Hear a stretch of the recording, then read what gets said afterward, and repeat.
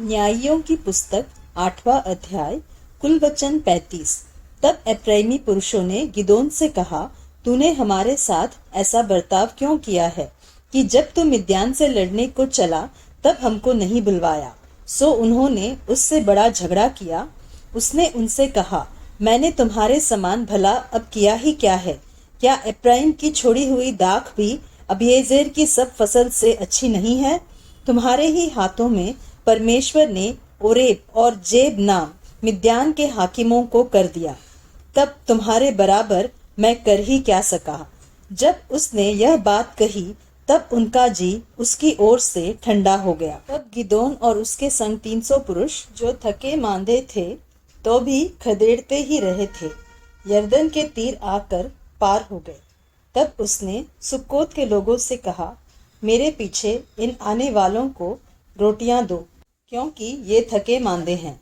और मैं मिद्यान के जेबह और सल्मुन्ना नाम राजाओं का पीछा कर रहा हूँ।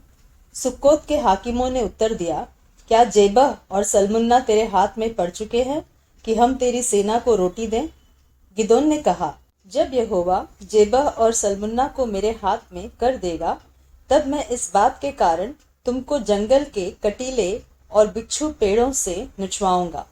वहां से वह पनुएल को गया और वहां के लोगों से ऐसी ही बात कही, और पनुएल के लोगों ने सुक्कोत के लोगों का सा उत्तर दिया।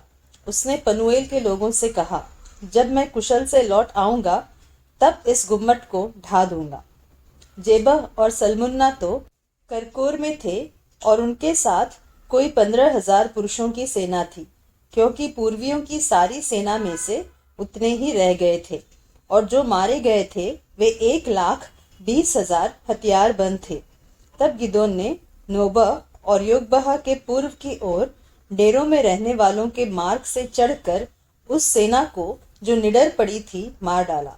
और जब जेबह और सल्मुन्ना भागे तब उसने उनका पीछा करके मिद्यानियों के उन दोनों राजाओं अर्थात जेबह और सल्मुन्ना को पकड़ लिया और सारी सेना को भगा दिया। और योआश का पुत्र गिदोन हेरेस नाम चढ़ाई पर से लड़ाई से लौटा और सुक्कोत के एक जवान पुरुष को पकड़कर उससे पूछा, और उसने सुक्कोत के 77 हाकिमों और वृद्ध लोगों के पते लिखवाए। तब वह सुक्कोत के मनुष्यों के पास जाकर कहने लगा, जेबह और सल्मुन्ना को देखो, जिनके विषय में तुमने यह कहकर मुझे चढ़ाया था कि क्या जेबह और सल्मुन्ना अभी तेरे हाथ में हैं कि हम तेरे थके मांदे जनों को रोटी दें?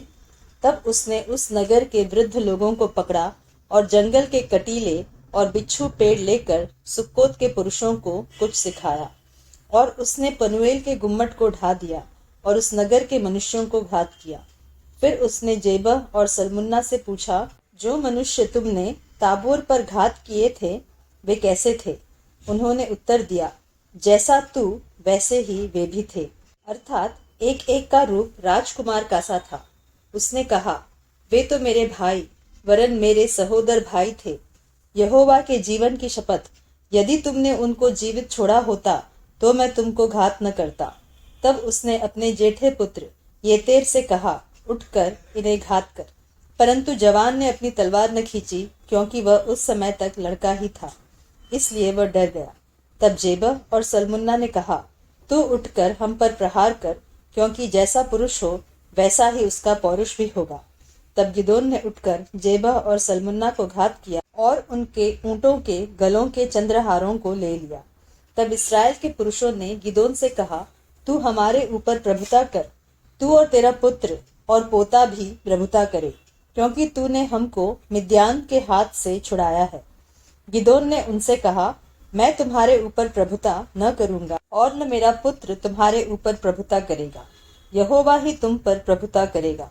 फिर गिदोन ने उनसे कहा, मैं तुमसे कुछ मांगता हूँ, अर्थात तुम मुझको अपनी अपनी लूट में की बालियां दो। वे तो इश्माएली थे, इस कारण उनकी बालियां सोने की थी। उन्होंने कहा, निश्चय हम देंगे। तब उन्होंने कपड़ा बिछाकर उसमें अपनी अपनी लूट में से निकाल कर बालियां डाल दी। जो सोने की बालियां उसने मांग ली उनका तौल 1,700 शेकेल हुआ। और उनको छोड़ चंद्रहार, झुमके और बैंगनी रंग के वस्त्र जो मिद्यानियों के राजा पहने थे और उनके ऊंटों के गलों की जंजीर।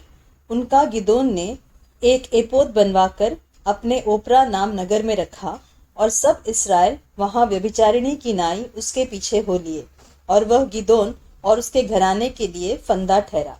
इस प्रकार मिद्यान इस्राएलियों से दब गया और फिर सिर न उठाया और गिदोन के जीवन भर अर्थात 40 वर्ष तक देश चैन से रहा। योआश का पुत्र यरुब्बाल तो जाकर अपने घर में रहने लगा और गिदोन के 70 बेटे उत्पन्न हुए क्योंकि उसके बहुत स्त्रियां थी। और उसकी जो एक रखेली शेकेम में रहती थी उसके एक पुत्र उत्पन्न हुआ और गिदोन ने उसका नाम अबीमेलेक रखा। निदान योआश का पुत्र गिदोन पूरे बुढ़ापे में मर गया और अबीएजेरियों के ओपरा नाम गांव में उसके पिता योआश की कब्र में उसको मिट्टी दी गई। गिदोन के मरते ही इस्राएली फिर गए और व्यभिचारिणी की नाई बाल देवताओं के पीछे हो लिए और बाल बरीत को अपना देवता मान लिया। और इस्राएलियों ने अपने परमेश्वर यहोवा को, जिसने उनको चारों ओर के सब शत्रुओं के हाथ से छुड़ाया था, स्मरण न रखा और न उन्होंने यरुब्बाल अर्थात गिदोन की उस सारी भलाई के अनुसार जो उसने इस्राएलियों के साथ की थी उसके घराने को प्रीति दिखाई।